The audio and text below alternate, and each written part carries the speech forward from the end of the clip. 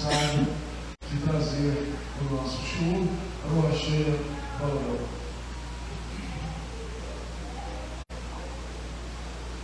Saudando por ela, eterno Elohim, eterno Deus, somos gratos a Hashem por tudo aquilo que tu tens preparado para nós. Já antecipadamente agradecemos pela tua palavra discorrida nesta manhã. Usa o pregador desta manhã, tome nas tuas mãos, Hashem, que seja um vaso de baratá para transmitir o teu propósito para as nossas vidas, abençoando-nos, nós que aqui estamos e aqueles que nos assistem. Choramos gratos, com o perdão das nossas faltas, em nome do Senhor Yeshua HaMashiach. Amém. Shalom. Como o Deus falou, nós temos tido dias um tanto dificultosos, pois traz inseguranças, medos, apertos, e nós temos que confiar no Senhor. Não deixar, como alguns deles abandonam a casa do Senhor, abandonam a palavra. Não sei quantos tiveram a oportunidade de estudar a Parashá de semana, que fala um momento muito interessante, que nos ensina muitas coisas, e algo que Deus despertou em meu coração para aqui compartilhar com os irmãos, foi exatamente sobre a prosperidade estar nas mãos do servo fiel. Vamos discorrendo aqui a vida de Jacó, no momento que ele saiu, seu pai, sua mãe mandou que fosse para a casa de um parente, ali ele se casasse com uma mulher que fosse da parentela. Isso é um princípio que não se perdeu, pois nós todos somos irmãos. Podemos ser daquele lá A, daquele lá B, mas somos todos irmãos. E Deus não se deixou esse princípio se perder. Quando Ele diz quando chega o momento de você fazer uma aliança, Ele te coloca no caminho, mas você precisa estar também no caminho, para que você ouça o que a gente tem a falar. Então começou assim, né? Jacó saiu da sua parentela e foi para a casa do irmão de sua mãe. E ali veio a esposa, Deus lhe mostrou, Rivka, Raquel, para que ela se tornasse esposa dele. E ali foi se desenrolando alguns assuntos. E isso que Deus trouxe ao meu coração sobre a prosperidade estar nas mãos do servo fiel, porque é o que mais preocupa a vida dos homens hoje, das pessoas. É a questão financeira. Então, sobre esse assunto, nós vamos discorrer um pouco no caminhar da vida de Jacó, e ali com o seu sogro Labão. Então, na pequena introdução que eu fiz aqui, vamos entender um pouco. Quando falamos de prosperidade, cada um tem uma opinião, e isso é velho, né? Mas qual é a opinião de Hashem? O que Hashem pensa? O que ele quer nos ensinar? Deus deseja que você prospere? Sim, creio nisso. E é pecado ser rico? Será que é? Não. Mas amor ao dinheiro, sim. Ele já fala na sua palavra. Então, o que a Bíblia realmente, a Torá, a palavra do Senhor, fala sobre a prosperidade? Será que entendemos o que significa prosperidade? Prosperidade, na visão bíblica de Hashem, é ausência de necessidade. É você ter um sucesso, é você ter bons resultados, e com isso gera abundância. A ausência de necessidade é eu ter as coisas que eu preciso em minha vida, ou se eu precisar, eu tenho como obter. Então, o Senhor classifica isso aqui como ausência de necessidade. Mas é diferente de prosperidade financeira, que é o que o mundo busca. Todo mundo busca isso. A prosperidade financeira é não possuir necessidades financeiras. É ter sucesso financeiro.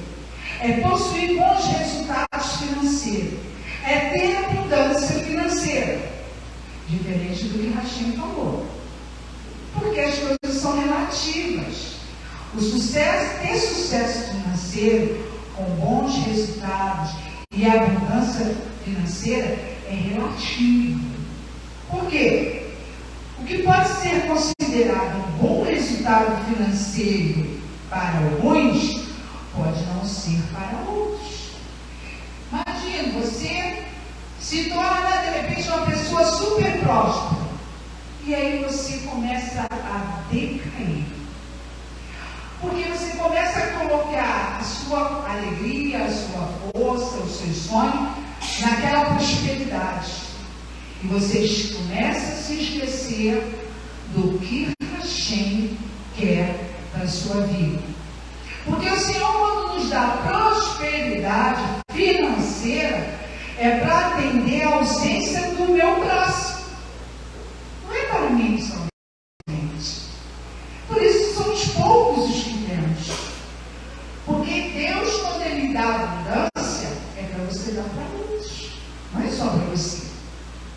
Então, assim como o que é abundante para alguns, também não é para outros. Continuando. Perceba que, partindo dessa afirmação, não é necessário ser bilionário para ser próspero financeiramente. Quem te disse que só o que é rico é próspero financeiramente? Inclusive, existem pessoas ricas que não são prósperas financeiramente, pois possuem muitas necessidades financeiras não atendidas. Aí você vai abrir um parênteses. Por que uma pessoa rica não é próspera financeira?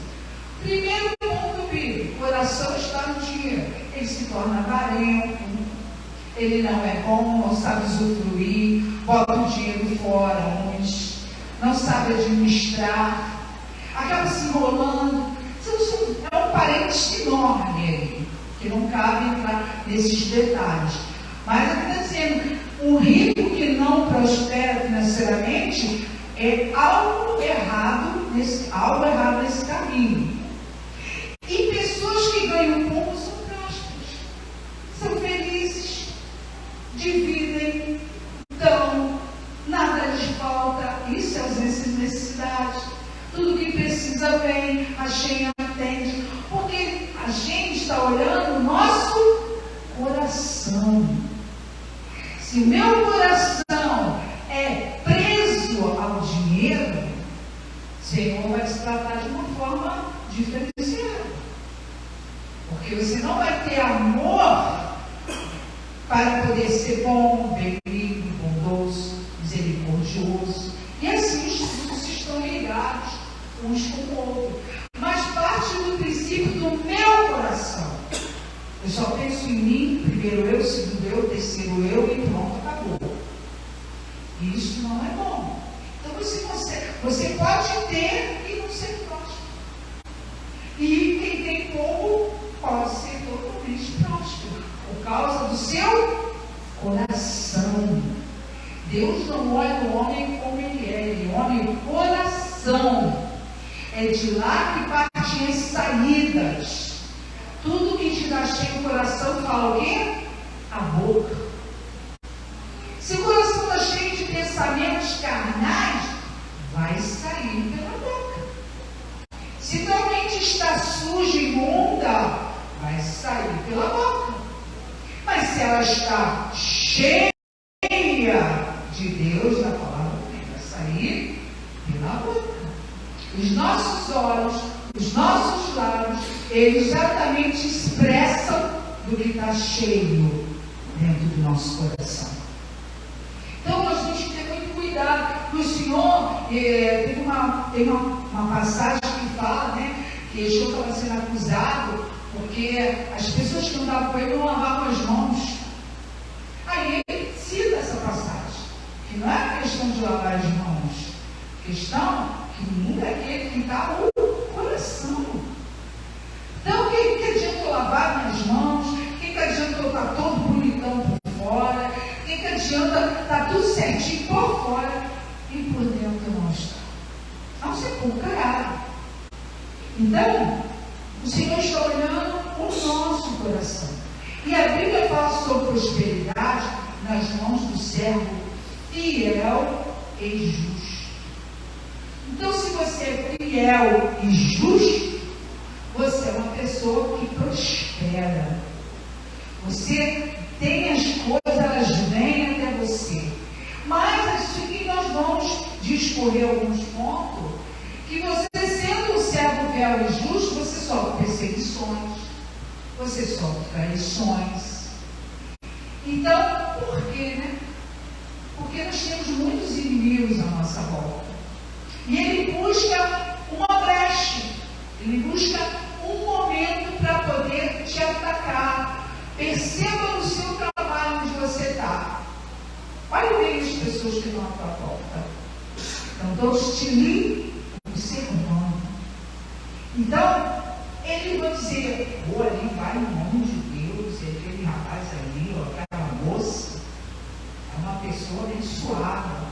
Ou então ele vai olhar para você que ele ali é, desculpa a expressão, sabe aqueles crentes que é uma coisa e para me falar uma palavra chula, e a outra, uma coisa na igreja e outra no mundo? Isso aí é aquele crente parará. É uma palavra chula que tem fora que classificam os crentes que pé na igreja e pé no mundo. Então nós temos que ter posturas. Se nós carregamos as coroas aqui, se nós chegamos diante de uma binária, se nós chegamos para instrumentos, tocar instrumentos, para entoar uma mensagem cantada, que aqui não é apresentação, é uma mensagem cantada, como está o meu coração? Como eu cheguei? Como eu me apresentei? Será que eu tenho me despido todos os dias do meu eu, do meu jeito de ser? Pois o Senhor chama todos nós, todo o tempo, a fazer uma autoanálise. Por quê? Para pecar é um pulo, irmãos. Basta cada dia o seu mal. Então, continuando, vamos abrir lá em Gênesis, Bereshit, capítulo 28. Vamos se movimentar, irmão, para você acordar, o ar-condicionado para dormir. Bereshit, capítulo 28, versículo 16, vamos ler do 16 ao 20, a 20. E agora aqui, já foi lido na abertura aqui da Torá, que ele teve um sonho. E ao despertar desse sono, ele disse, verdadeiramente Adonai está neste lugar. E eu não sabia. Às vezes eu já recebi pessoas que chegaram aqui, nossa, Deus está aqui, eu sinto a sua presença. Isso não é gostoso? Porque ele se deixa, ele chega no lugar. Qual é o propósito de eu chegar naquele lugar? É ouvir, acolchonar a voz de Deus. O meu propósito é vir aqui adorar o Senhor. Claro que nos tornamos alegres quando vemos os irmãos, mas o propósito principal é vir adorar o Senhor. É vir em unidade, juntos, elevar nossas vozes em adoração a Ele. Então sentiu muito medo. Ele disse, nossa, por que ele sentiu medo? Ele sentiu o peso da presença do Senhor. Tem um louvor que fala, o peso da tua glória, da tua Shekinah. Eu senti o peso da tua presença e temi, porque quem pode viver na presença do Senhor? Moisés estava gritando a glória de Deus e o rocha. Havia uma fenda. E ele entrou naquela fenda da rocha para ser protegido da glória de Hashem, porque senão ele morreria. Então, e agora que ele sentiu medo, este lugar é temível. Aí ele falou, deve ser a casa de Deus. Olha que interessante. Ele entendeu que aquele lugar era um lugar onde Deus se fez presente, era um lugar santo. Então ele temeu.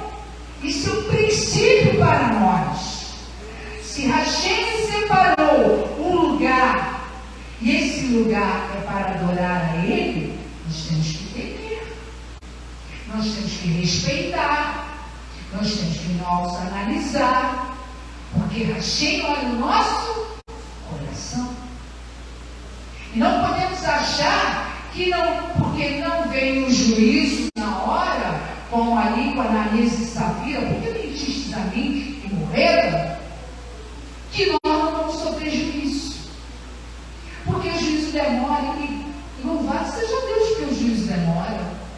Já pensou se ele fizesse assim? Tu botasse o pé ali na porta, acabaste de cometer altos pecados lá fora, através dos teus lábios, das tuas ações. Já pensou se você botasse o pé ali e fosse fulminado? Talvez as pessoas teriam mais medo, não é? Mas o nosso Deus é tão bom. Ele é tão bom, irmãos, que Ele tem essa misericórdia que se renova cada manhã para nós não sermos consumidos. Essa é a bondade do nosso Deus. Não ser consumido por causa da nossa tolice, por achar que o juízo de Deus não chega. Aí Jacob estava lá e ele falou assim, nossa, deve ser a casa de Deus aqui. Este é o portão do céu. Ó, quando você, isso é real, irmãos, quando você tem um certo conhecimento, eu como eu tive um pouco no passado, e nos estudos sobre assuntos místicos, assuntos de nova era, de esoterismo, nós sabemos que portais são abertos. Então tem lugares separados onde o portal está aberto para que haja contato, ligação com seres malignos, potestades e principados, para que eles operem naquele lugar. Dentro do estudo, de simbologias místicas, por exemplo, eu venho desde o tempo que se estudava sobre a nova era, sobre os símbolos que são mensagens subliminares que temos hoje, assim, de uma forma tão grande por aí, que as pessoas nem percebem mais. Porque o nosso mundo hoje está tão envolvido com essas mensagens, eles já não conseguem mais discernir. Será que isso é de Deus mesmo? Será que isso é do diabo mesmo? Coisa de colocar dúvidas. Então, abre o portal. E a mesma coisa acontece porque o inimigo imita todos os juízes. Então, a mesma coisa acontece quando nós entramos num lugar separado, santo. Nós temos anjos aqui, novamente. Você vê? Não, eu também não estou vendo, não tenho essa graça de ver. Mas eles estão aqui. Eles estão anotando tudo que nós fizemos, tudo que nós falamos. O Recadosh também está aqui. O hoje está aqui conosco. Porque falamos por meio dele. É ele que traz a mensagem. Nós temos um esboço, mas a mensagem é dele. Daquela que Deus já determinou. Então nós temos que ficar atentos que nós temos livros que anotam nossas ações. Não é assim que fala? Ah, tem o livro da vida. Aí as pessoas já esqueceram que tem o livro da vida. Já esqueceram que tem os livros. E vão cometer os seus delitos, porque o juízo não acontece na hora. E esquecem que estão sendo anotados. E isso é muito sério, irmãos. Porque não vai ter jeitinho naquele dia. Vai ter jeitinho de Lula, não vai ter jeitinho de Bolsonaro, vai ter jeitinho de política, de nada. Vai ser na lata. Qual é o teu nome? Fulano, isso. Não, você não vai entrar no reino. Ele diz, mas Senhor, nós não fizemos isso no teu nome. Mas Senhor, nós nos expulsamos levando o teu nome. Mas Senhor, não nos conheço. Isso é muito sério, irmãos. Achar que pode levar a vida de qualquer maneira, dizendo-se, eu sou crente no Mashiach. Eu não sou mais ímpio. Eu aceitei o Mashiach. Eu desci as águas, eu lá deixei aquele velho homem e saí dali com uma nova consciência. Então aí eu começo e continuo cometendo os mesmos delitos daquele homem velho no Egito. Isso é sério. Então aí agora falou isso que ele temeu. Aí agora levantou-se cedo, pegou a pedra e colocou sobre a sua cabeça, estabeleceu como uma coluna e derramou azeite sobre ela e chamou aquele lugar Beit-El, casa de Deus. Deus está aqui. No entanto, a cidade originalmente se chamava Cidade da Luz. Aí naquele instante ali, quando ele sentiu a presença de Deus, sabe aquele momento, irmãos? Primeiro momento da sua vida, que você conheceu o Mashiach, invadiu-se dentro do seu coração uma alegria tão grande. É isso que eu quero. Senhor, eu quero te servir, eu quero andar contigo, eu quero viver o resto para 1000 promessas, 1000 votos. Nesse momento também, a grande experiência de Jacó foi fazer um voto com Deus.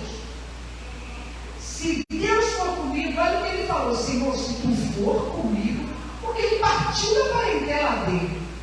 Ainda não tinha chegado na hora. Se tu fores comigo e guardar essa estrada pela qual viajo, der-me mão para comer, roupas para vestir, para que eu volte para a casa de meu pai em paz. Eu vou, mas eu quero voltar para a casa do meu pai. Então, Senhor, se tu me sustentar essa caminhada, então tu serás meu Deus. Então, cada um de nós temos uma experiência quando temos o nosso encontro com Mashiach. Eu tenho uma história, você tem uma história. E nessa história é uma soma, né? É o início, né? De uma soma de experiências que você terá com Deus. Porque ele vai ficar só naquele dia. Ele vai levar a várias experiências. Porque a vida com Deus é na prática. Como foi bem dito ontem, é tudo na prática. Não adianta eu me transvestir de judeu, não adianta eu dizer que eu sou judeu, desde que eu seja da linhagem, se eu não praticar. Não adianta nada, como foi bem dito ontem. Então, ele pegou aquela pedra e estabeleceu ali uma coluna e disse que ali era a casa de Deus. E falou mais, que tudo que tu me deres, eu devolverei a ti com fidelidade ou dízimo.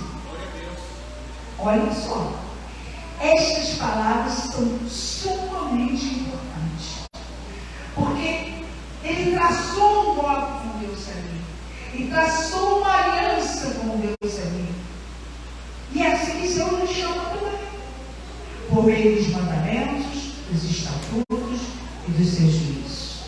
Então Adonai fala aos homens por meio de sonhos. Nossa, quantos sonhos Deus nos dá! Revelações, nas orações, visões. Ele fala com os homens e aí ele direciona e estabelece seus propósitos. Eu tive na minha vida, logo assim que eu encontrei o Mashiach, aceitei o Mashiach como meu Senhor, ele me dava muitos sonhos. Continua me dando ainda hoje. Mas naquela época, quando a gente não sabe ainda nada, estamos aprendendo, estamos experimentando. O Senhor vai te direcionando. Irmãos, eu me dava muito sonho. Eu me via tocando, eu me via fazendo em igreja, eu me via tantas coisas. Eu não sei, não estou entendendo nada. Onde que isso vai acontecer na minha vida? Você nem imagina. Mas Deus já está ali, direcionando os seus passos. E aí, quando você chega no momento de prática de escolha, como eu me encontrei, bem nova ainda, aí eu já estava casada, uns 8 anos, naquela prática, não, eu vou ser isso e tal, e Deus sabe que você não tem um apoio. Aqui estava Jacob e Adonai, estava Sheila e Adonai, nas minhas escolhas, nos meus pensamentos. Eu não nascia num berço evangélico na época, ou de judeus. Não. Eu andava segundo o que Adonai falava comigo, ou segundo os meus pensamentos. Eu era um bebê, e o bebê ele faz as coisas sem direção. Então Deus vai te dar uma direção, Ele começa a te dar um sonho, Ele começa a te mostrar um caminho, aí de repente você toma uma decisão, e você acha que aquela decisão está certa, mas aí Ele, por misericórdia, se apresenta, como se apresentou aqui, dá a direção ao você fala, não é por aí, não vá por aí. Isso é tão gostoso, irmãos. Quando Deus te breca, não vá por aí. Isso é maravilhoso, porque você é um bebê na mão do Senhor. Você escolheu segui-lo, mas você não sabe como ouvir, você não sabe como fazer as coisas.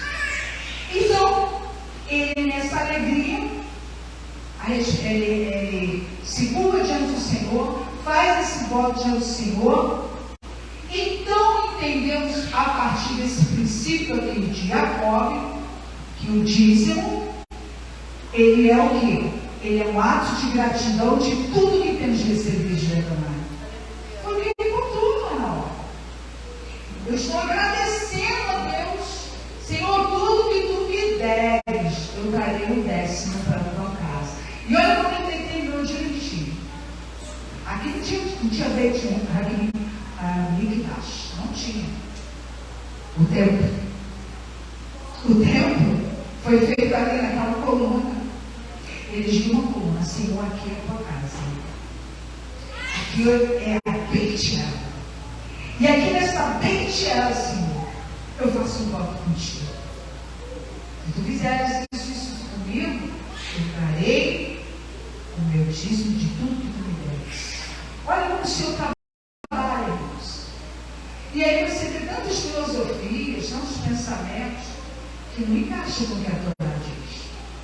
Continuando, lá no versículo, no capítulo 29, a partir do verso 1, Jacob então tem uma saga. Não vou ler esse pedaço não, porque essa saga é grande.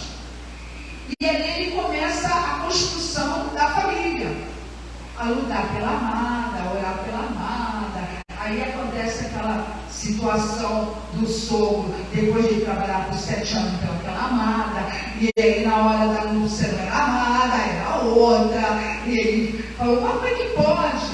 Não, tu tem que, segundo o costume, tem que ser a mais velha, tem que casar primeiro. Por que ele não falou antes, né? Por que ele não falou? Por que ele não avisou antes? Aí vai lá, Jacob trabalha mais 7 anos para poder ter a amada dele. Porque a primeira foi como um contrato, cumpriu um contrato, e começou a ter filhos com essa, mas Deus tinha um plano, porque de Jacob veio o quê? As 12 tribos, e aqui foi uma saga imensa. Aí tem filho com uma, aí a outra tem filho, aí dá a serva, aí a serva tem mais filho, aí a outra vem dá mais serva, aí o vento parou, aí tem a outra, e vem. Gente, uma história, uma saga realmente interessante. Mas gostou desse negócio? Tudo bem. Passando essa parte aí, ali no capítulo 29, deixa eu ver se eu botei esse 29, 25. Não é 25 não. São os 30, vamos ler a partir do 30. Jacob então argumenta a bênção nas mãos do servo fiel. Eu pulei aqui um versículo que me perdeu, mas eu vou me encontrar aqui, irmãos, tá?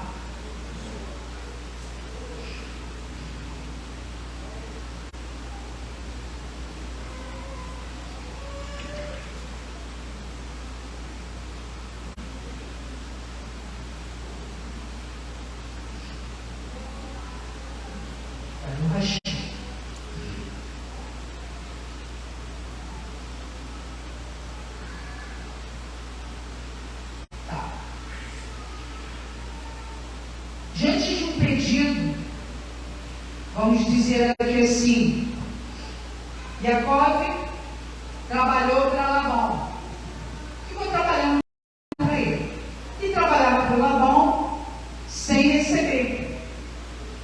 E aí ele começa a pedir a Labão que ele queria ir embora. Sempre uma anistia, né? E a anistia desse meu serviço a ti.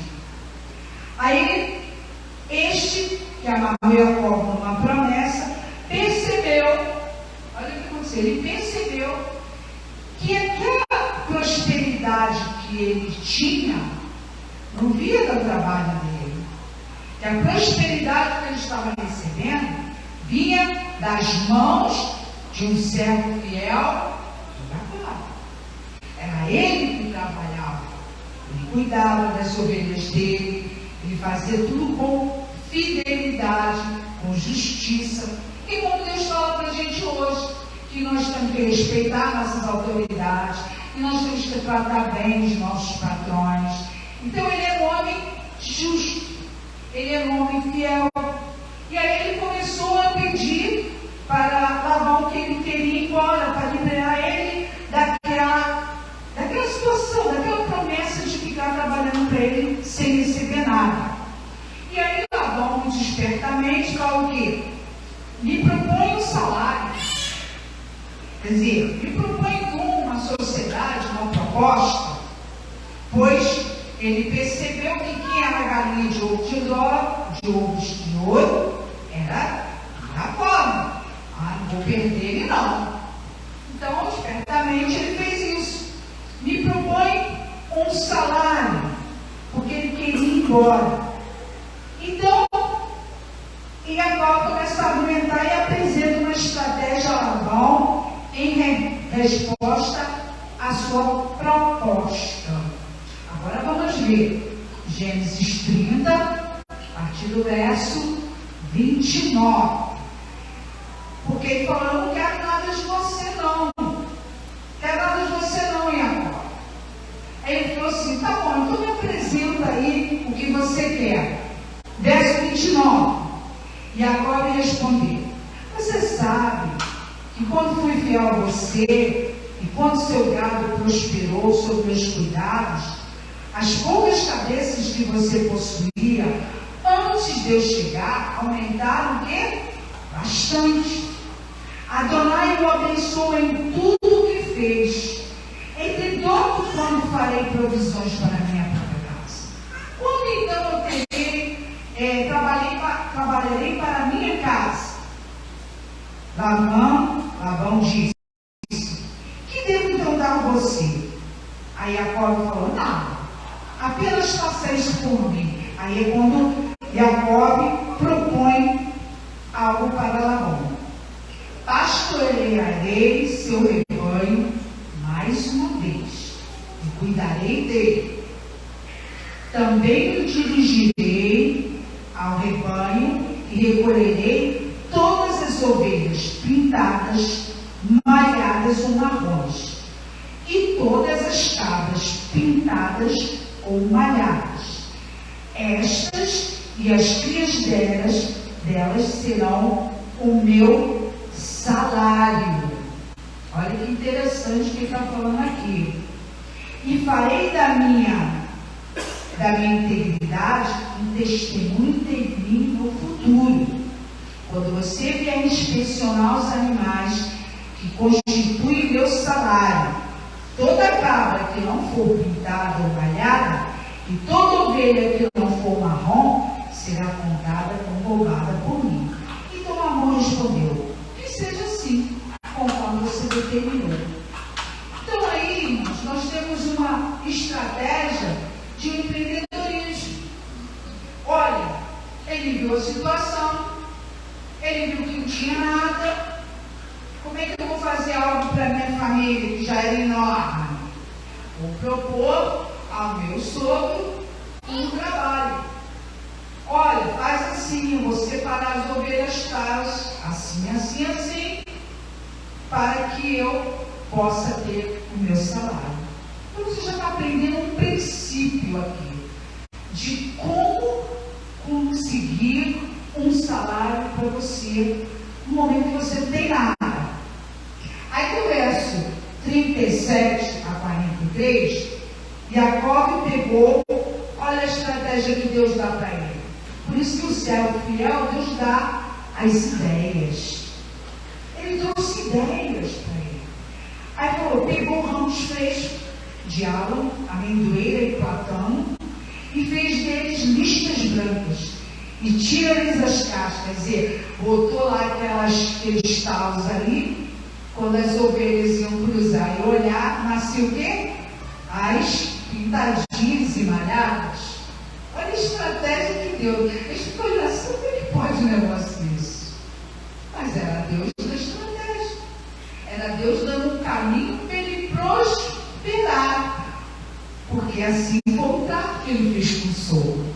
Então colocou as varinhas descascadas na posição vertical, em frente às gamelas de água, onde elas iam beber água, para que os animais as vissem e quando se chegassem para beber. E pelo fato de se reproduzirem, quando chegavam para beber, os animais se reproduziam diante das varinhas e geravam crias listradas, pintadas e malhadas. Gente, geneticamente pensando, isso não existe. Eu vou olhar a água e na água, ali eu vou cruzar e vou ter malhadas. Mas Deus faz. Deus cria o que não existe. Isso aqui é uma estratégia de Deus. Tem que ouvir para saber como Ele quer que você prospere. É interessante isso, amor. E aí, continuando aqui, verso 40, e Jacó separou os cordeiros e colocou os animais junto dos listrados e os marrons com o rebanho de Labão, como ele havia combinado. Ele também manteve o próprio gado separado e não deixou que ele se misturasse com o rebanho de Labão. Sempre que os animais mais fortes entravam no período de reprodução, Jacó preparava as varinhas junto das gamelas de água para que os animais as vissem e concebessem diante delas. Mas ele não preparava, a estratégia que ele recebeu de Deus, ele não fazia com os animais de Labão. Era para ele prosperar, é o segredo. Sabe aquele segredo do restaurante, aquela comida que só você sabe a receita? Aquele bolo que só você sabe a receita, porque o concorrente não pode saber. Porque quem vai prosperar é você. Se você der ouro, você vai perder. Então, olha só essas estratégias que Deus nos dá, que a gente não entende como, mas é Ele que está dando. E aí mas ele não preparou essas varinhas para os animais mais fracos, que eram os animais de Labão. Assim, os mais fracos eram de Labão e os mais fortes eram de Jacó. Desse modo, o homem foi ficando o quê? Rico. E possuía grandes rebanhos, além de escravos e escravas, camelos e jumentos. Aí acontece outra situação. Quer dizer, hoje está ficando rico. Mas como é que pode? Ele está ficando rico, eu não estou. Eu estou ficando pobre. Aí ele chama onde vem aqueles espíritos de ciúme, de inveja, aquele que vem para matar, roubar e destruir, e começa a olhar para o teu negócio, o mundo chama de olho de Mônica, e aí quer te roubar, quer tirar o negócio da tua mão, e começa a se, e daí ele se levanta como um inimigo, um opositor. Por quê? Ele não está aceitando a tua prosperidade. E como é que pode? Ele começou com animais que eram meus. Eu dei para ele. E como é que o dele prospera e o meu não? Porque Deus olha para o justo, olha para a sua posição de fidelidade e prospera, ele dá estratégia. Aí continuando aqui, irmãos, em Gênesis 31, o versículo 2, então ele ouviu os que os filhos de Labão diziam, começaram a encher a cabeça do pai. E aí Jacó tirou tudo de nosso pai, tudo que ele já teve, ele tirando o que pertencia a nosso pai. E também percebeu que Labão olhava para ele de modo diferente. E não é assim? A pessoa começa a se tornar teu inimigo. Já começa a olhar você de lado, já começa a olhar esquisito, porque é qualquer um, irmão. É desde uma mulher que entra na tua casa. Por isso, seus crentes têm que ter cuidado com quem entra na nossa casa. A gente tem que ter cuidado com quem está do nosso lado no nosso negócio. A gente tem que vigiar em tudo. Porque isso aqui é uma realidade, irmãos. Isso aqui é um princípio que Deus está ensinando o homem para ele prosperar não tendo nada. E nessa prosperidade também ele está ensinando que se levantarão inimigos. Inimigos para roubar, inimigos para invejar. E é real. Para que você perca aquilo que Deus te deu. Então vigiar e orar o tempo todo. E aí, continuando. Adonai volta a falar com Jacó e manda que retorne a seus pais, pois tem visto tudo que Labão tem feito com ele. Lembra que ele fez uma aliança com o Eterno lá em Bet-El? Senhor, se tu andares comigo, não me deixar faltar meu pão, não me deixar roupa vestir, até que eu volte para casa dos meus pais, eu te devolverei tudo aquilo que tu tem me dado. Não desce. Havia uma aliança, uma promessa com o Senhor, uma aliança de Deus para com ele.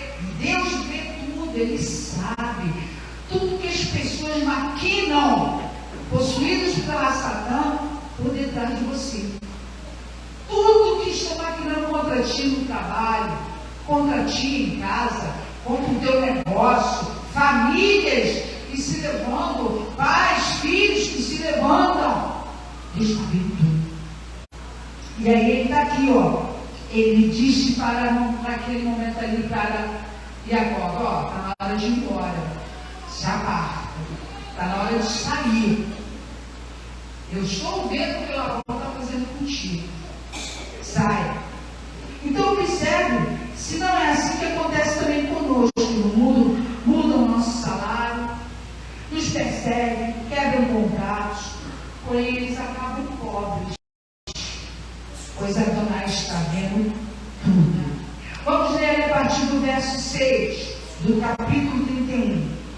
Vocês sabem, olha, aqui é Jacó falando que eu servia seu pai com toda a minha força. Não é assim, irmãos? Olha, eu trabalhei para você e que ele fez pouco caso de mim e alterou meu salário 10 vezes. Quer dizer assim, você está vendo muito. Deixa eu diminuir um pouquinho. E não, continuou menor, vou diminuir de novo. Ele falou, você diminuiu meu salário 10 vezes. Deus, porém, não lhe permitiu prejudicar. Quer dizer, Deus não disse para Jacó para se levantar contra Labão, para prejudicar ele. Se ele dissesse, os pintados seriam ou serão o seu salário. Então todos os animais geravam filhotes pintados.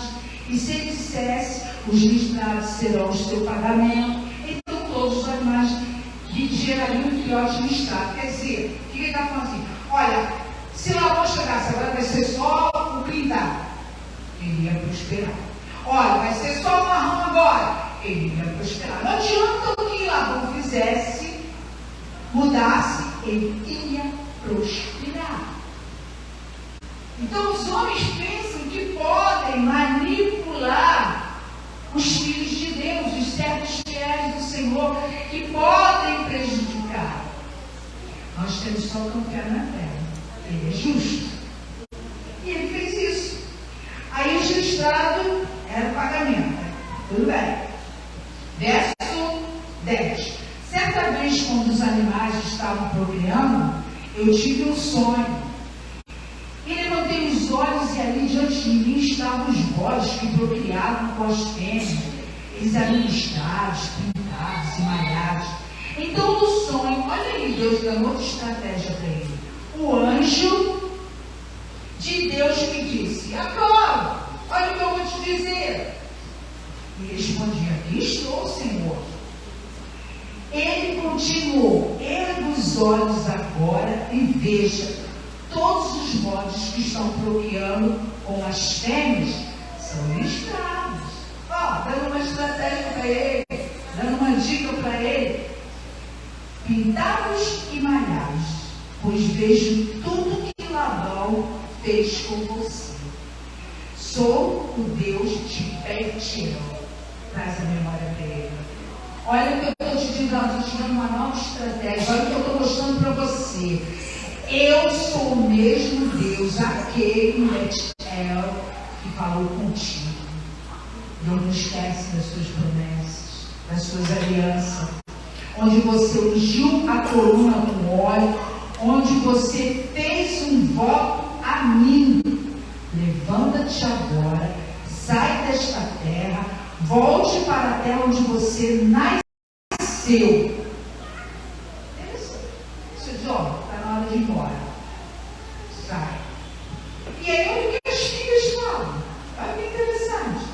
Raquel e Lia respondeu: não temos mais herança dos bens de nosso pai, e ele nos considera estrangeiras, pois ele nos vendeu. Além disso, ele consumiu tudo que recebeu em troca de nós. Quer dizer, Labão acabou ficando pobre. Não soube lidar, não teve assim a sabedoria para ali prosperar junto com o gêmeo. Ele quis mais, usou de engano, de malícia, de mentira, e não alcançou nada com isso. Continuando aqui, Adonai volta a falar então e manda que ele retorne. Observe se não é assim que acontece conosco quando nos perseguem. Lá no versículo 19 a 22, entretanto, a gente não pode subestimar o inimigo. Nós temos que vigiar e orar sempre. Sempre, irmãos. Onde você estiver, no seu trabalho, na sua casa, no seu negócio, tem que orar sempre. Você não pode subestimar. A palavra diz que o inimigo está onde? Ao redor, rugindo, esperando uma brechinha para poder entrar. Ele sabe que Deus está com você. Ele sabe que Deus está no negócio contigo. Mas Deus também quer que você esteja ali vigiando, orando, apresentando o Senhor, para que você não venha cair na brecha que a Satã, nas armadilhas, nas tentações. Aí ele fala assim: não sabemos que estão conosco, por mais íntimo que sejamos, aquele que se abrimos o coração pode nos trair. Não é verdade? Quantas das vezes a gente com o coração apertado, angustiado, aí você chega e derrama o seu coração, abre ele para uma pessoa. Quem te garante que ele não vai te trair? E geralmente são esses que nos traem. Os que estão ali, lado a lado, contigo. Então nós temos que ter cuidado, vigiar, porque você não sabe quem está do teu lado. Quem conhece o coração é Deus. Labão soube de Jacó, mas ele conhecia a malícia, a expertise que estava no coração de Labão. Então Jacó tomou a decisão de partir e não quis dizer nada para Labão. Analogamente, ele estava dizendo assim: acabou a sociedade, Labão. Analogamente. E mesmo se sentindo lesado, já com a ordem de Adonai para partir, ele falou: vou te fazer esse contrato. Analogamente, tá? Pois com a atitude de sair sem legitimar sua decisão, quando a gente toma uma decisão, não vou seguir mais contigo, as coisas não podem ser de qualquer jeito, irmãos. Jacob diz aqui que ele sentiu medo e partiu. Mas na nossa vida real aqui, se eu tenho um contrato, um trabalho e quero quebrar, isso tem que ser falado. E tem que estar preparado para as consequências. Então ele aqui, ele tomou essa atitude, não legitimou, não sentou, não conversou, as consequências vieram. E ainda que ele não tivesse feito nada malicioso, o inimigo veio atrás dele. O Senhor teve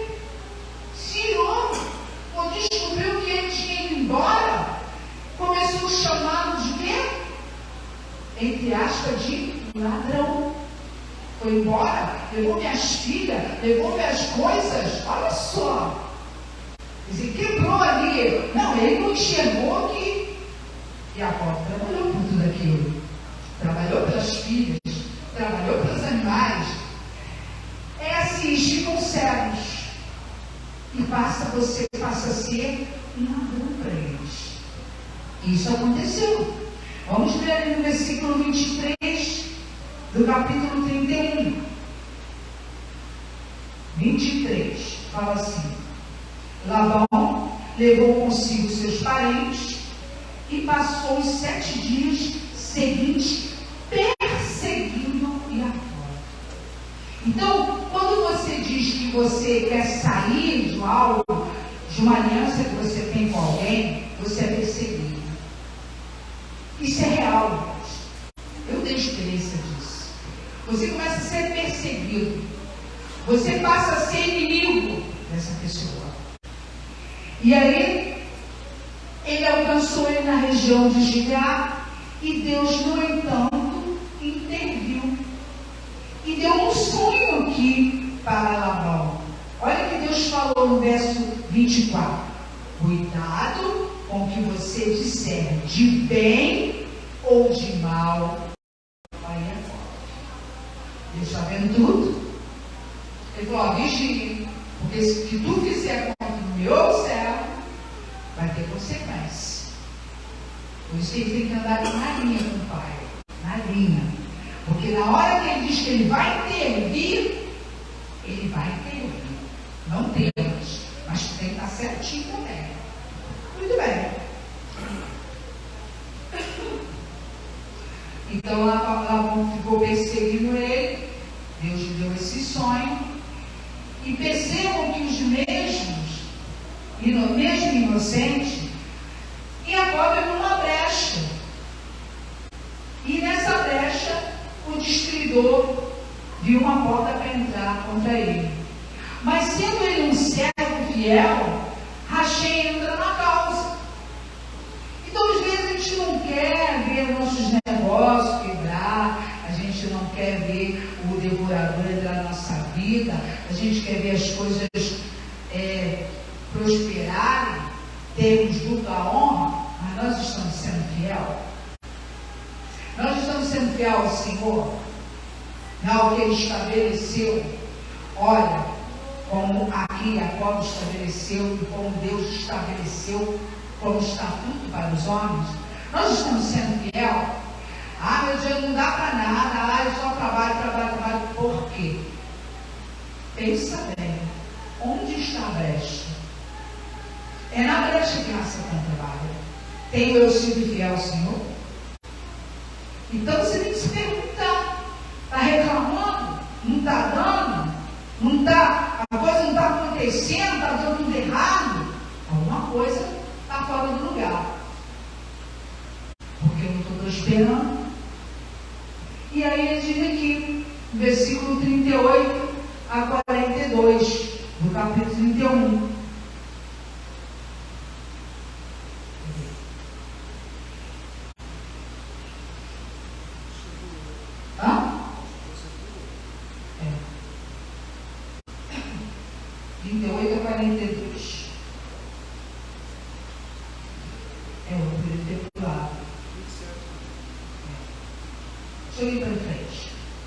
Enfim, a prosperidade é um dom que o servo fiel recebe. Fomos chamados para obedecer às mitzvot, estatutos e juízos do Eterno. Aí está o segredo. Em Levítico capítulo 26, de 3 a 5, diz: se andardes nos meus estatutos, guardardes os meus mandamentos e os cumprirdes, então eu vos darei a chuva a seu tempo, e a terra dará sua colheita, e a árvore do campo dará o seu fruto, e a debulha se vos chegará a vindima, e a vindima se chegará à sementeira, e comereis o vosso pão a fartar, e habitareis seguros na vossa terra. Levítico 26, de 3 a 5. Então Deus, Ele coloca o quê? Aqui uma condição. E nessa condição, nós temos que andar obedientes, para que vejam frutos na nossa vida. Eu quero fazer aquela faculdade, eu quero fazer aquilo, mas Deus quer, primeiramente, ouvir Deus. Se Deus for contigo, ainda que seja impossível, Ele vai abrir uma porta. E Ele vai dar a condição. Porque Ele tem visto, Ele tem olhado a sua caminhada, o seu proceder com Ele. Ao servo justo e fiel, diz o Senhor, a prosperidade está nas suas mãos. Se há malícia no coração, se há outras intenções, não vai viver essa prosperidade.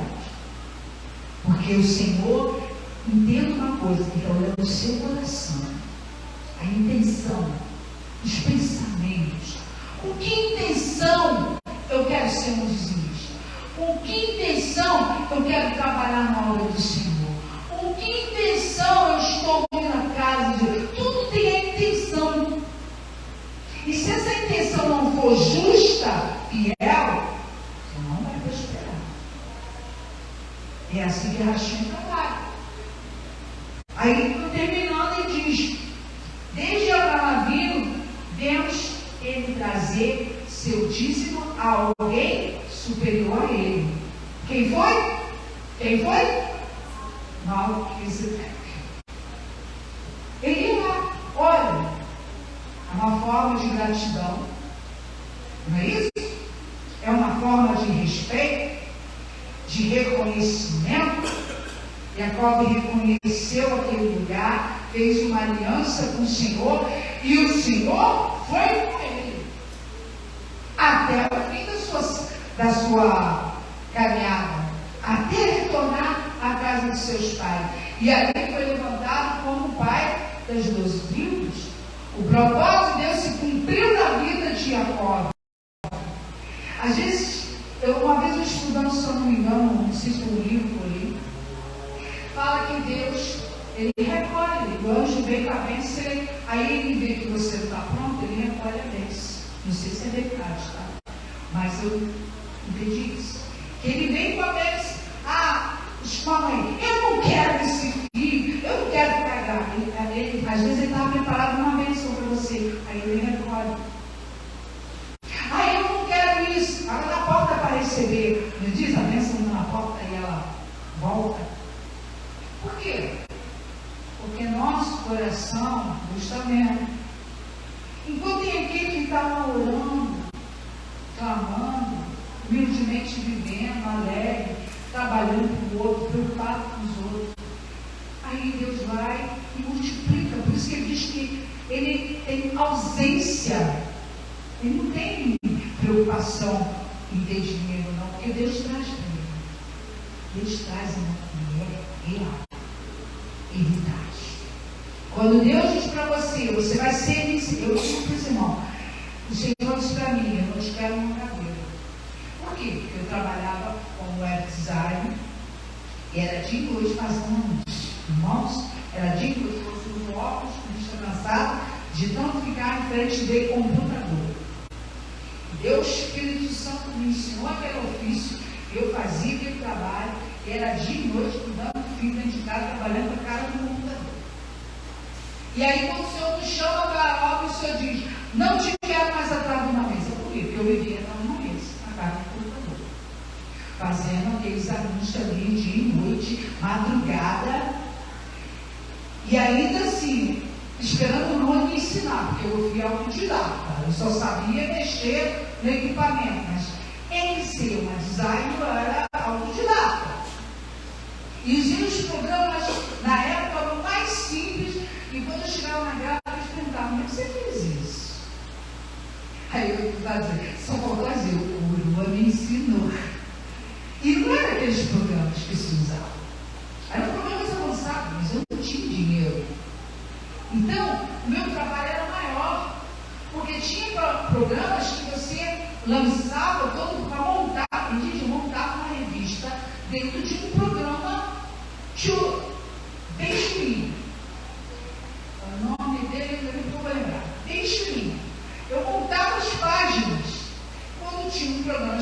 fez nem que eu não sabia, vou conhecer depois, e mudava tudo aquilo que faz para mim.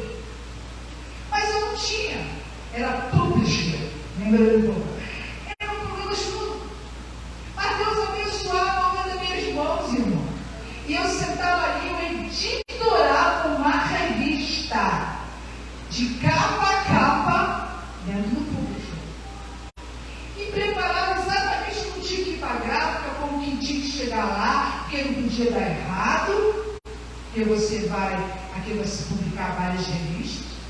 E eu ficava ali louca, de noite eu ficava mesa ali, e no computador, e tudo muito limitado. E Deus abençoou. E Ele faz. Assim como o Roche trabalhou numa primeira obra, em que eles trabalharam para Castelão, em que Deus deu uma obra grande para eles, que não tinha maquinário nenhum para construir prédios, não é verdade, Deus? Não é, Rodolfo, também? Não tinha maquinário. Você vem escada e rampa, uns carrinhos, para prédio. Era o trabalho mais pesado dos construtores, trabalho perto dos prédios. Então Deus, Ele te unge as tuas mãos para você fazer onde você não tem nada. Ele te capacita. A primeiro passo, aqui, estratégia pega, o primeiro passo foi, olha, fala lá para o teu sogro separar as ovelhas talas. E olha, você vai prosperar se fizer assim. Porém, se o meu coração, ao ver que eu estou prosperando, mudar, também vai cair. Mas se eu perseverar, Ele vai continuar te honrando. Então, eu, na minha época, quando o Senhor me chamou para a obra, Ele falou para mim, ali, em mistério, com aquele homem, servo de Deus, que ia nos ungir, porque eu não queria, era só ele que era para ser ungido. E ele falou, mas eu te amo também. Aí tu imagina, o susto que você dá. Como? Eu? Mas eu te chamo também. E olha, não te quero mais sentado atrás de uma mesa, porque eu te usarei, eu te levarei, e tu farás isso, e tu falarás com você. Irmão, você tem tudo isso registrado numa ata. Isso não foi assim, eu olhei para o espelho e botei a mão na cabeça, não. Estou na casa ouvindo ao ouvido do céu, do Senhor. Ali foi lavrado uma ata. E aí você lembra aquele susto. Sabe o que eu fiz? Eu só chorava. A cara mais feia do mundo. Eu não estava feliz, não, irmão. Nem um pouco feliz. Você pensa que eu estava feliz que eu estava sendo ungida, pastora? Nem um pouco. Eu só chorava. Meus filhos pequenos. Eu falei, Deus, o que isso está fazendo comigo? Eu olhava para Deus, você está fazendo mal para mim. Eu chegava daquela forma. Você está fazendo mal para mim, eu não quero. Por que eu dizia isso? Porque eu conhecia, eu sabia. Eu estava dentro de uma congregação, eu vi como os pastores passavam. Eu vi as lutas, as injustiças. Os pastores também, que não eram muito justos. Então você tem uma história. Aí você tem, de repente, Deus diz, mas eu quero você. Não quero não. Então são situações que vão acontecer na tua vida que você vai entender o porquê. Aí não te quero estar numa mesa. Que era o que eu fazia. Quase quantos anos? 5, 7, não sei. Era o que eu fazia. Aí eu não quero. Agora você vai fazer minha obra. Aí sabe o que eu fiz, irmãos? Ele começou. Estou congido. Bora, vamos começar a obra. Eu mandou. Eu era tecladista. E às vezes dizia assim, não, vou ficar cantando meu tecladinho aqui, tocando. Aí as pessoas chegavam para mim, começavam a chegar para mim e diziam assim, você não é pastora, não? Olha por mim, irmão. Não quer dizer com ela. Olha por mim. Só olha por mim. E aí até que um dia Deus chega assim, ó, te puxa nas orelhas. Eu falo assim, já chega. E eu dizia assim para ele, quando o Senhor falar, eu era usada, né? Eu era abusada. Quando o Senhor falar comigo, não foi o homem, eu farei o que tu mandaste. Olha o que eu falei com Deus, olha a ousadia. Quando o Senhor falar comigo, eu vou fazer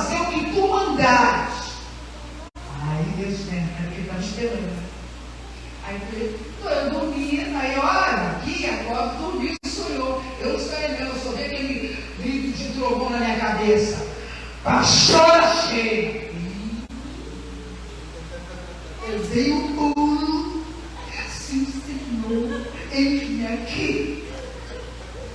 Irmãos, essas experiências loucas aos nossos olhos, que faz que a gente trema diante de Deus e obedeça.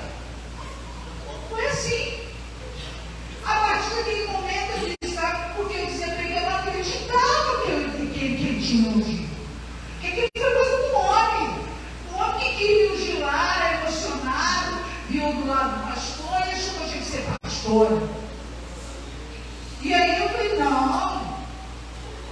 Vamos aqui falar comigo. E aí Deus fala, irmão. E quando Deus fala, ele não fala brincando, ele fala firme, duro.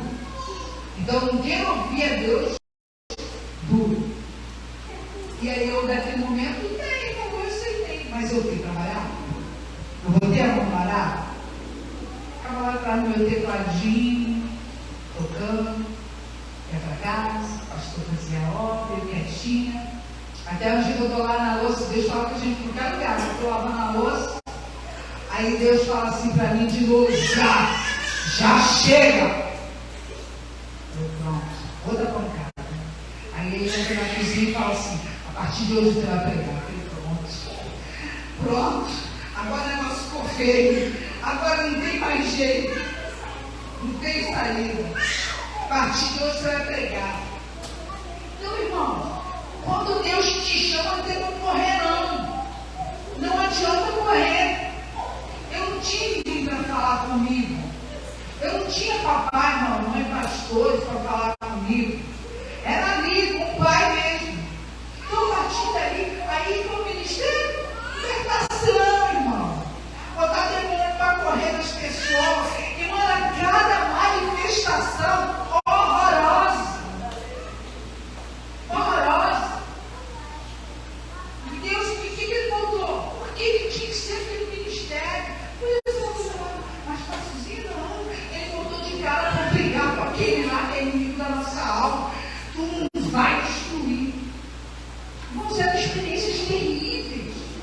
Eu vi experiências claras ali, muito, para chegar na restauração. É preciso ter experiência. Deus, quando Ele te conduz num caminho, Ele te prepara. Ele preparou Jacó, não dá, porque ele ainda tem que enfrentar o irmão. Próximo a Paraxá. Ele não enganou o irmão? Ele tinha medo do irmão. Ele tinha que o irmão ia meu irmão vai me matar. E aí ele entendia o plano de Deus. O plano de Deus era Jacó, não era Esaú. Não era ele. Ele é Jacó. Deus faz como Ele quer, irmãos. O plano de Deus era que eu também estivesse do lado dele. O plano de Deus não era para mim chegar e cuidar sobre as coisas da igreja ou cuidar sobre as coisas da casa. O plano de Deus era na frente de guerra. Porque Ele conhece o teu coração. Quando nós somos destemidos, quando nós somos ousados, Ele conhece o teu coração. Ele sabe para que obra Ele está te chamando. Não fui eu que escolhi. E aí foi assim, esses 26 anos são de muitas experiências com o Rassatã, com o amadurecimento da obra, para poder fazer a restauração. 20 anos, irmão, tem que conhecer o inimigo. Tem que conhecer. Porque você vai lutar a partir de então com demônios de Israel. É outra classe. Você subiu uma classe. Demônios de Israel. E assim o rabino veio falar para mim. O primeiro congresso judaico esse ano. Vamos lá, muito bem. Ele veio. Eu falei, como é que é? Minha filha, não sei por que o assunto rolou, sei que ele falou assim, você está preparada para lutar com os demônios de Israel? E eu inocentemente falei para ele, olha, não sei, mas se Deus acha que eu estou, porque é assim que a gente fica na mão de Deus, igual criança. Você fica ali dependendo dele. Eu vou fazer alguma coisa na minha força? Então, tudo que Deus coloca na mão do servo dele vai prosperar.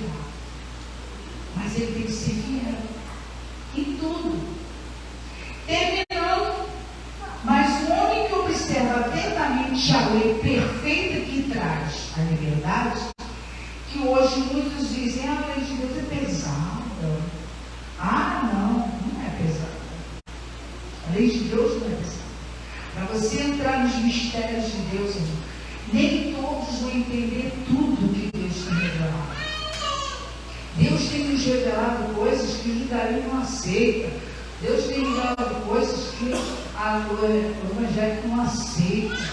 Deus está revelando para aquele que Ele chama, porque tem um propósito. Então tem coisas que muitas pessoas não vão compreender, muitas pessoas não vão receber, muitos líderes não vão receber, porque Deus não preparou para ele. Porque tudo que Deus revela tem um propósito. Então, se hoje nós, aqui na Bexexão, começou comigo, estamos aqui no povo, Deus tem um propósito. Não é essa questão que a mulher não pode falar, que a mulher não pode fazer. Não é o homem que decide isso. Porque essa era a minha questão. Você imagina, você não gira isso lá atrás. Mulher nunca subiu no grupo para pregar. Eu já tinha medo do que as pessoas iam fazer comigo. Isso tudo passava na minha cabeça. Que vão achar assim, ela que quis. Nunca quis nada, pelo contrário, sempre fugi. Mas Deus tem um plano e a gente tem que obedecer. Então, aquele que atenta para a lei perfeita que traz liberdade, persevera na prática da lei, tem que praticar. Não esquecendo o que ouviu, mas praticando, será feliz naquilo que fizer. Tiago 1:25. Então, hoje, eu tenho um monte de informação. Tenho alguns tipos. Porém, Deus não quer eu andar nisso. Aí você vai aprender esses tipos. Não sei. Vamos fazer como ele quer. Ele não me permite. Você imagina de que eu achei. Quando Deus me mandou fazer minha pós-graduação. E mandou eu estudar. Ele mandou eu estudar no Einstein. Ele me mandou para um lugar que ia me levar para São Paulo. Eu não tinha dinheiro nenhum. Nada. Uma pós-graduação caríssima. Mas ele que me sustentava. E eu fui. E ele me formou naquele lugar. Quando eu voltei para o Rio de Janeiro, eu pensei, a gente estava começando a vir para cá, eu pensei assim, vou fazer meu currículo, agora para deixar eu trabalhar. Fiz o currículo, fui para o joelho orar, e o Senhor, não, quem te disse que vai trabalhar? Não. Aí de mim se desobedecer. Ele só me permite, irmão, atender assim. Ele não me quer aparência com ninguém. Ele não me quer trabalhando para ninguém. Ele quer que eu dependa dele. É Ele que me sustenta. Foi Ele que me deu sustento. Foi Ele que me deu formação. Não tenho dinheiro, não sou rico, não sou nada. Mas foi Ele que deu. Ele tem um propósito. Porque eu precisava me ter feito, né? Por quê? Eu sou pastor. Mas Ele quis. O dia de amanhã pertence a Ele, irmãos. Quando você olha, o Senhor me pergunta, para terminar como Ele disse para mim, eu disse, Senhor, o Senhor quer que eu faça uma pós-graduação, mas o Senhor quer que eu faça de quê? Diz, Deus falou claramente para mim assim, você vai cuidar de mulheres grávidas. Oh. Aí isso até te estimula, né? Você pensa, acho que agora eu vou, né? Você vai deixar. Deixou nada. Me deu um curso maravilhoso, perfeito, mais cotado no meio acadêmico, mas não me deixa trabalhar. E as pessoas nem entendem, isso não pode ser falado. Porque você fala para um colega, você tem toda essa formação de trabalho, não adianta dizer que Deus não deixou. Ele não vai entender, ele vai dizer que você é maluca, você é doida. Ele não entende, irmãos. As pessoas não entendem. meus professores até hoje me seguem nas minhas páginas da minha rede social, porque eu sempre claro para eles, tipo assim, agora, mas você vai fazer a sua conclusão, seu TCC? Qual vai ser o dia? Eu vou falar sobre espiritualidade. Menina, não, cara. Aí tinha professores que chegavam assim, doutores, que são doutores, né? Chega assim, você vai falar da tua religião? Eu não. Eu falava que Deus mandou eu falar sobre a espiritualidade no tratamento de um paciente. Aí eu olhando para minha cara, gente, eles me tinham como louca. Você deve ter louca. E meus professores, né, eram professores de religiões, o espírita, o evangelho, estavam lá. E você vai e fala. E você faz um trabalho de conclusão de curso em cima disso. E eles falam, como é que existe mesmo um monte de matéria e tal? Eu nem sabia que existia artigos publicados sobre esses assuntos. Aí quando você vai para a pós-graduação, você pensa que Deus mudou. Irmãos, se Deus dissesse para mim que o doutorado ia defender um texto, já pensou? Que espiritualidade! Já pensou, irmão? Porque o Senhor faz isso. Ia ser uma briga, ia ser uma guerra nesse mundo acadêmico. Aí eu falei, Senhor, por favor, ele não muda. E na minha pós-graduação, eu tive que escrever um artigo de conclusão de curso, falando isso o quê? Espiritualidade dentro do tema de maternidade. E aí a gente faz. E a professora ficava assim, coçando o dedo para ver o que ia dar. E gente, se Deus te honra. E vocês ficam dizendo que entender, irmãos. Como Jacob, seja um servo justo e fiel, obediente, porque ele vai te fazer prosperar naquilo para o qual te chamou. E assim você terá testemunhos maravilhosos para compartilhar com o teu povo. Shabbat Shalom.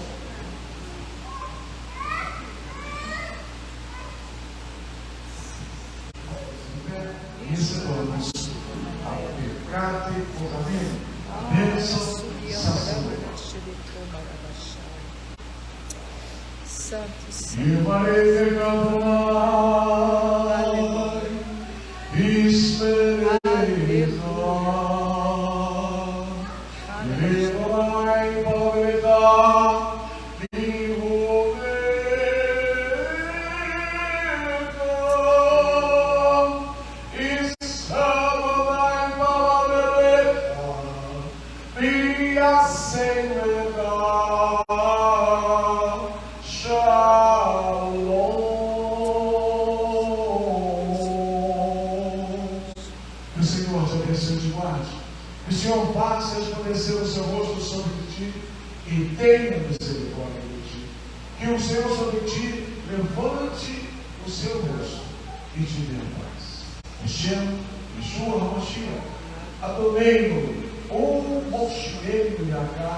Amém. Em nome de Yeshua, o nosso querido Senhor e Salvador. Amém. Também lembrando que no dia 11, vai cair no domingo, sem ser amanhã, o outro domingo, na parte da manhã, nós estaremos participando da Expo Judaico-Messiânica na missão de Elixir em Niterói. Estaremos ali participando, falando algo sobre restauração, falando sobre o Romanos 11. Né? Eu não sei se vai ser transmitido, mas haverá uma feira o dia todo. Vai ser uma feira realmente judaica. Né? Quem quiser ir e puder, com certeza vai ser uma obra boa também. Deus abençoe a todos. Shabbat Shalom. Já um adiantado Shalom.